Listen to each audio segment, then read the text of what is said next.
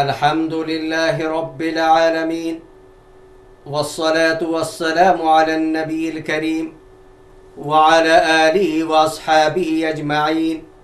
أما بعد. خواتین و حضرات، السلام علیکم ورحمۃ اللہ وبرکاتہ. سید الانبیاء و سید البشر حضرت محمد مصطفیٰ صلی اللہ علیہ وسلم کی ولادت باسعادت اور وفات ماہ ربیع الاول میں ہونے کی وجہ سے اس ماہ مبارک میں سیرت النبی کے مختلف پہلوؤں پر روشنی ڈالی جاتی ہے. میں ETV اردو کے آج کے پروگرام میں تاجدار مدینہ حضور اکرم صلی اللہ علیہ وسلم کی زندگی کے ایک ایسے پہلو پر روشنی ڈالنا چاہتا ہوں جس کا ذکر عام طور پر اس موقع پر نہیں کیا جاتا، حالانکہ اس میں حضور اکرم صلی اللہ علیہ وسلم نے اپنی آنکھوں کی ٹھنڈک قرار دی ہے، جس میں اللہ کے رسول نے دونوں جہاں کی کامیابی و کامرانی بتائی ہے، جس کی فرضیت کا تحفہ اللہ جل شانہ نے معراج کے سفر میں نبی آخر الزماں کو بغیر کسی واسطے کے عطا فرمایا، اور جس کی ادائیگی میں ساری کائنات میں سب سے افضل و بلند مقام والے نبی نے اپنے کی قیمتی زندگی کا ایک اچھا خاصا وقت لگایا. میری مراد دین اسلام کا دوسرا اہم بنیادی رکن نماز ہے. حضور اکرم صلی اللہ علیہ وسلم کا نماز کے ساتھ جو گہرا تعلق تھا، اور نماز میں جو آپ صلی اللہ علیہ وسلم کی حالت اور کیفیت ہوا کرتی تھی، اس کا اندازہ سیرت کی کتابوں سے ادنا سی واقفیت رکھنے والا شخص بھی کر سکتا ہے کہ حضور اکرم صلی اللہ علیہ وسلم راتوں کو کتنی لمبی لمبی نمازیں ادا فرماتے تھے. یہ نماز کے ساتھ خاص شغف اور تعلق ہی کا نتیجہ تھا کہ حضور اکرم صلی اللہ علیہ وسلم 5 فرض نمازوں کے علاوہ سنن مؤکدہ، غیر مؤکدہ، نماز تہجد، نماز اشراق، نماز چاشت، تحیۃ الوضو اور تحیۃ المسجد کا بھی اہتمام فرماتے، اور پھر خاص مواقع پر نمازی کے ذریعے اللہ تعالی سے رجوع فرماتے. سورج گرہن یا چاند گرہن ہوتا تو مسجد تشریف لے جا کر نماز میں مشغول ہو جاتے. زلزلہ، آندھی یا طوفان، حتیٰ کہ تیز ہوا بھی چلتی تو مسجد تشریف لے جاتے. فاقے کی نوبت آتی یا کوئی دوسری پریشانی یا تکلیف پہنچتی تو مسجد کا رخ کرتے. سفر سے واپسی ہوتی تو سب سے پہلے مسجد تشریف لے جا کر نماز ادا کرتے. اس لیے ہمیں بھی چاہیے کہ اپنے نبی کی اتباع میں نمازوں کا خاص اہتمام کریں، اور اگر کوئی پریشانی یا مصیبت آئے تو نماز ادا کر کے اللہ تعالی سے مدد مانگے. سب سے پہلے قرآن کریم کے اس فرمان الہی کو بغور سماعت فرمائیں جس میں اللہ تبارک و تعالی نے حضور اکرم صلی اللہ علیہ وسلم کو نماز تہجد کا حکم دیتے ہوئے ارشاد فرمایا، یا ایھا المزمل قم اللیل الا قلیلا نصفہ او انقص منہ قلیلا او زد علیہ. اے چادر میں لپٹنے والے، رات کا تھوڑا حصہ چھوڑ کر باقی رات میں عبادت کے لیے کھڑے ہو جایا کرو. رات کا آدھا حصہ یا آدھے سے کچھ کم یا اس سے کچھ زیادہ عبادت میں لگائیے. یہ اللہ جل شانہ کا پیار بھرا خطاب حضور اکرم صلی اللہ علیہ وسلم سے ہے کہ آپ رات کے بڑے حصے میں نماز تہجد پڑھا کریں. اس ارشاد باری کے پہلے لفظ یعنی کمبلی والے کو تو ہم نے اپنی علامت بنا لیا، مگر کلام الہی کا منشا ہمارے قول و عمل سے کوسوں دور ہیں. ہمیں ذکر نبی کے ساتھ فکر نبی کو بھی اختیار کرنا چاہیے. اس فرمان الہی سے معلوم ہوا کہ اللہ جل شانہ و عم نوالہ کی تعلیمات تمام رسل و انبیاء کرام کے سردار و تاجدار مدینہ حضور اکرم صلی اللہ علیہ وسلم کے متعلق یہی تھی کہ آپ نماز سے اپنا خاص شغف اور تعلق رکھیں۔ چنانچہ حضور اکرم صلی اللہ علیہ وسلم کے ارشادات اس کی گواہی دے رہے ہیں۔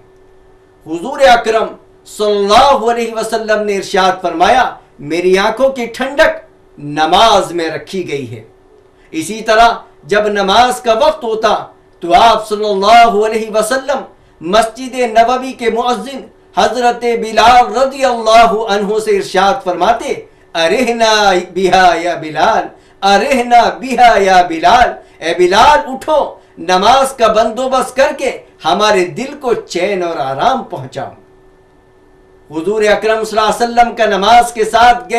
گہرے تعلق کا واضح اندازہ اس سے بھی ہوتا ہے کہ ہجرت سے قبل آپ صلی اللہ علیہ وسلم کو مکہ والوں نے طرح طرح سے ستایا، انہوں نے آپ پر ظلموں کے پہاڑ توڑے، چنانچہ کبھی آپ کی گردن پر چادر کا پھندا ڈالا گیا، کبھی آپ کے اوپر اونٹنی کی اوجڑی اور گھر کا کوڑا ڈالا گیا، طائف میں آپ پر پتھر برسائے گئے، اسی طرح جنگ احد میں دشمنوں نے آپ کو زخمی کیا، مگر آپ صلی اللہ علیہ وسلم نے ان کے حق میں ایک مرتبہ بھی بددعا نہیں کی۔ لیکن غزوہ خندق کے موقع پر جب دشمنوں نے مدینہ منورہ پر چڑھائی کر رکھی تھی، ایک دن آپ صلی اللہ علیہ وسلم کو عصر کی نماز سورج کے غروب ہونے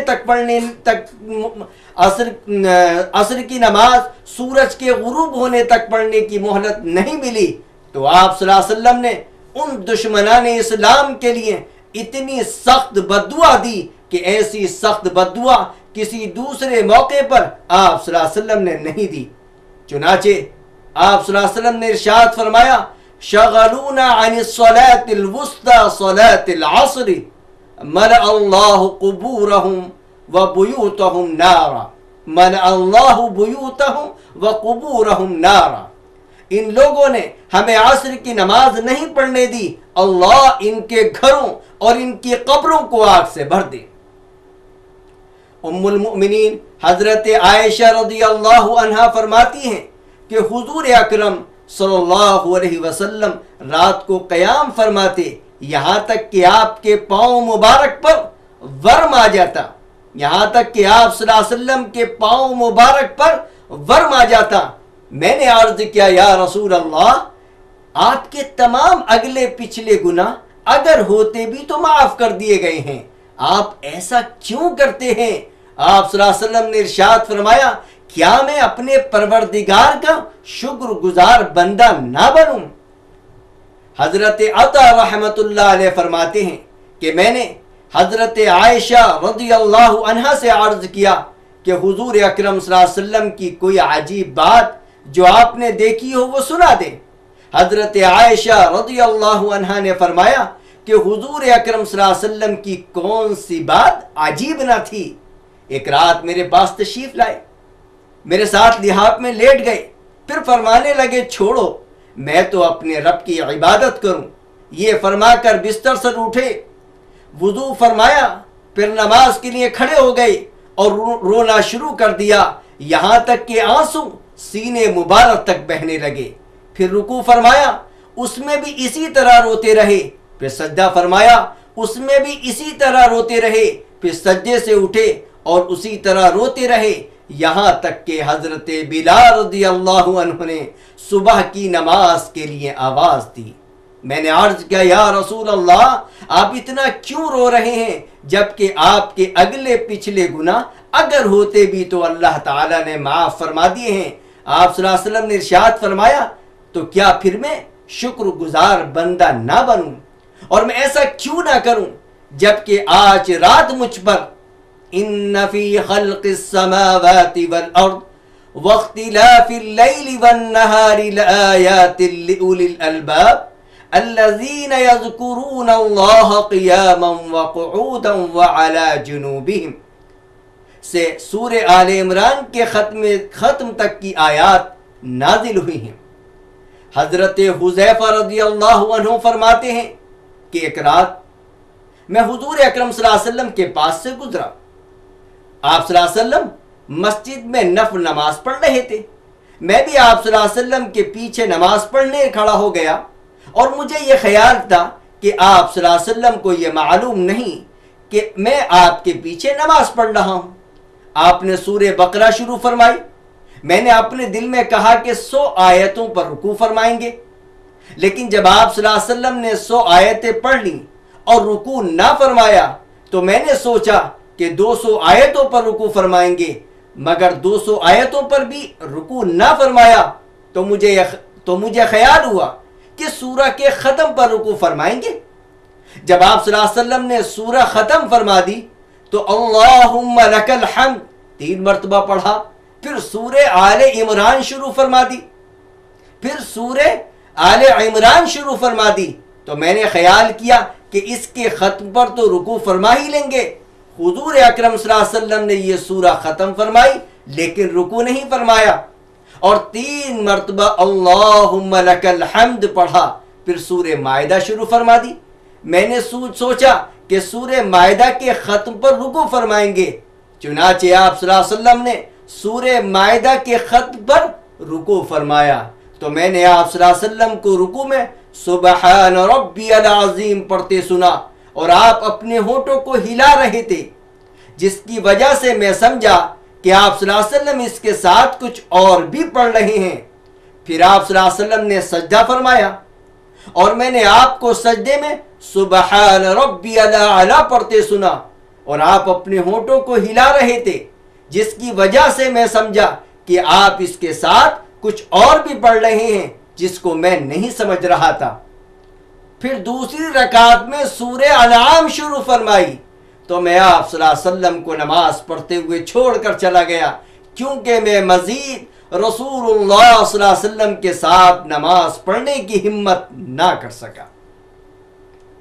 حضرت عبداللہ ابن مسعود رضی اللہ عنہ فرماتے ہیں کہ ایک رات میں حضور اکرم صلی اللہ علیہ وسلم کے ہمراہ نماز تہجد پڑھنے لگا۔ آپ صلی اللہ علیہ وسلم نے اتنا لمبا قیام فرمایا کہ میرے دل میں ایک غلط چیز کا خیال آنے لگا۔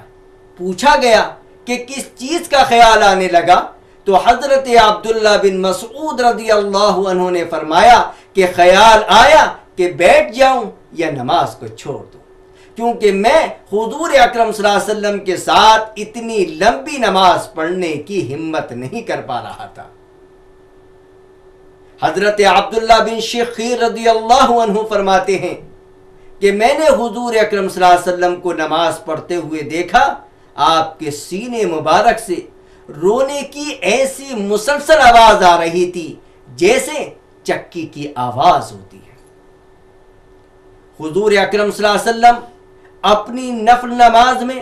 قیام، رکوع اور سجدے بہت لمبے لمبے کیا کرتے تھے، اور قرآن کریم کی تلاوت بھی بہت اطمینان سے کیا کرتے تھے، حتیٰ کہ آپ صلی اللہ علیہ وسلم کے پاؤں مبارک پر ورم آ جاتا، مگر جماعت کے ساتھ آپ مقتدیوں کی رعایت کرتے ہوئے زیادہ لمبی نماز نہیں پڑھاتے تھے۔ حضور اکرم صلی اللہ علیہ وسلم کا نماز کے ساتھ جو خاص تعلق تھا، اس کا اندازہ اس سے بھی لگایا جا سکتا ہے کہ مرض الوفات میں مرض کی شدت کے باوجود وفات سے 4 دن پہلے یعنی جمعرات کی مغرب تک تمام نمازیں آپ صلی اللہ علیہ وسلم خود ہی پڑھایا کرتے تھے۔ عشاء کے وقت بیماری کی شدت کی وجہ سے مسجد جانے کی طاقت نہ رہی، پھر بھی 2-3 مرتبہ غسل کیا تاکہ صحابہ کرام کو عشاء کی نماز جماعت کے ساتھ پڑھائیں، مگر ہر بار غشی طاری ہو گئی۔ بالآخر آپ صلی اللہ علیہ وسلم کے فرمان پر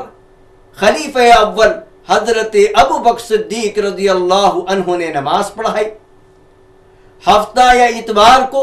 حضور اکرم صلی اللہ علیہ وسلم نے جب اپنی طبیعت میں بہتری دیکھی تو 2 آدمیوں کے سہارے چل کر ظہر کی نماز ادا کرنے کے لیے مسجد تشریف لائے۔ اگلے روز دوشنبہ کو حضور اکرم صلی اللہ علیہ وسلم انتقال فرما گئے۔ حضرت علی رضی اللہ عنہ سے روایت ہے کہ حضور اکرم صلی اللہ علیہ وسلم کی زبان مبارک سے نکلا آخری کلام نماز نماز اور غلاموں کے بارے میں اللہ سے ڈرو تھا۔ ام المؤمنین حضرت ام سلمہ رضی اللہ عنہا فرماتی ہیں کہ حضور اکرم صلی اللہ علیہ وسلم نے آخری وصیت یہ ارشاد فرمائی، نماز اپنے غلاموں اور ماتحت لوگوں کے بارے میں اللہ سے ڈرو، یعنی ان کے حقوق ادا کرو۔ جس وقت آپ صلی اللہ علیہ وسلم نے یہ وصیت فرمائی، آپ صلی اللہ علیہ وسلم کی زبان مبارک سے پورے لفظ نہیں نکل رہے تھے۔ میرے بھائیوں اور ماں اور بہن، غرض کہ حضور اکرم صلی اللہ علیہ وسلم نے زندگی کے آخری لمحات تک نماز کا اہتمام فرمایا اور امت کو بھی آخری وقت میں نماز کے اہتمام کرنے کی وصیت فرما گئے۔ یہ صرف اور صرف نماز کے ساتھ حضور اکرم صلی اللہ علیہ وسلم کا خاص تعلق اور شغفی کا نتیجہ تھا۔ اللہ تعالی ہم سب کو بھی آخری وقت تک نمازوں کا اہتمام کرنے والا بنائے، آمین۔ اللہ تعالی نے حضور اکرم صلی اللہ علیہ وسلم کو رحمت للعالمین بنا کر مبعوث فرمایا ہے، اس لیے آپ صلی اللہ علیہ وسلم اپنی امت کی تکلیفوں کی بہت فکر کرتے تھے، مگر نماز میں سستی و کاہلی کرنے والے کے متعلق حضور اکرم صلی اللہ علیہ وسلم کے ارشادات بہت سخت ہیں۔ اس نبی رحمت کے چند ارشادات پیش خدمت ہیں جن کا نام ہم لیتے ہیں تاکہ ہم ان ارشادات کی روشنی میں تاجدار مدینہ کی آنکھوں کی ٹھنڈک یعنی نماز کا اہتمام کریں۔ حضور اکرم صلی اللہ علیہ وسلم نے ارشاد فرمایا، ہمارے یعنی اہل ایمان اور ان کے یعنی اہل کفر کے درمیان فرق کرنے والی چیز نماز ہے، لہذا جس نے نماز چھوڑ دی اس نے کفر کیا۔ حضور اکرم صلی اللہ علیہ وسلم نے ارشاد فرمایا، اسلام میں اس شخص کا کوئی بھی حصہ نہیں جو نماز نہیں پڑھتا۔ حضور اکرم صلی اللہ علیہ وسلم نے ارشاد فرمایا، جو شخص فرض نماز چھوڑ کر سوتا رہتا ہے اس کا سر قیامت کے دن پتھر سے کچلا جائے گا۔ حضور اکرم صلی اللہ علیہ وسلم نے ارشاد فرمایا، میں چاہتا ہوں کہ کسی کو نماز پڑھانے کا حکم دوں، پھر جمعہ نہ پڑھنے والوں کو ان کے گھروں سمیت جھلا ڈالوں۔ حضور اکرم صلی اللہ علیہ وسلم نے ارشاد فرمایا، جس شخص نے 3 جمعہ غفلت کی وجہ سے چھوڑ دیے اللہ تعالیٰ اس کے دل پر مہر لگا دیتے ہیں۔ میرے بھائیوں اور ماں اور بہن، اب رحمت للعالمین کے ان فرمان کو بھی بغور سماعت فرمائیں جن میں نماز کا اہتمام کرنے پر آپ نے دنیا و آخرت کی کامیابی قرار دی۔ حضور اکرم صلی اللہ علیہ وسلم نے ارشاد فرمایا، اللہ تعالیٰ نے بندوں پر 5 نمازیں فرض فرمائی ہیں، جو ان 5 نمازوں کو اس طرح لے کر آئے کہ ان میں لاپرواہی سے کسی قسم کی کوتاہی نہ کرے تو حق تعالی شانہ کا عہد ہے کہ اس کو جنت میں ضرور داخل فرمائیں گے،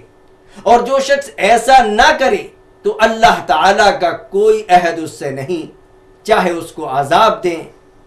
چاہے جنت میں داخل کر دیں۔ حضور اکرم صلی اللہ علیہ وسلم نے ارشاد فرمایا، قیامت کے دن آدمی کے اعمال میں سب سے پہلے فرض نماز کا حساب لیا جائے گا۔ اگر نماز درست ہوئی تو وہ کامیاب و کامران ہوگا، اگر نماز درست نہ ہوئی تو وہ ناکام اور خسارے میں ہوگا، اور اگر نماز میں کچھ کمی پائی گئی تو ارشاد خداوندی ہوگا کہ دیکھو اس بندے کے پاس کچھ نفلیں بھی ہیں جن سے فرضوں کو پورا کر دیا جائے، اگر نکل آئیں تو ان سے فرضوں کی تکمیل کر دی جائے گی۔ آپ صلی اللہ علیہ وسلم نے 14ویں کے چاند کو دیکھا تو فرمایا، تم اپنے رب کو ایسے ہی دیکھو گے جیسے اس چاند کو دیکھ رہے ہو، تمہیں ذرا بھی شک شبہ نہیں، لہذا تم سورج کے طلوع اور غروب ہونے سے قبل کی نمازوں یعنی فجر و عصر کا ضرور اہتمام کرو۔ پھر آپ صلی اللہ علیہ وسلم نے یہ آیت تلاوت فرمائی، وَسَبِّحْ بِحَمْدِ رَبِّكَ قَبْلَ طُلُوعِ الشَّمْسِ وَقَبْلَ الْغُرُوبِ، سورج کے طلوع اور غروب ہونے سے پہلے اپنے رب کی پاکی بیان کر۔ حضور اکرم صلی اللہ علیہ وسلم کے اس فرمان سے معلوم ہوا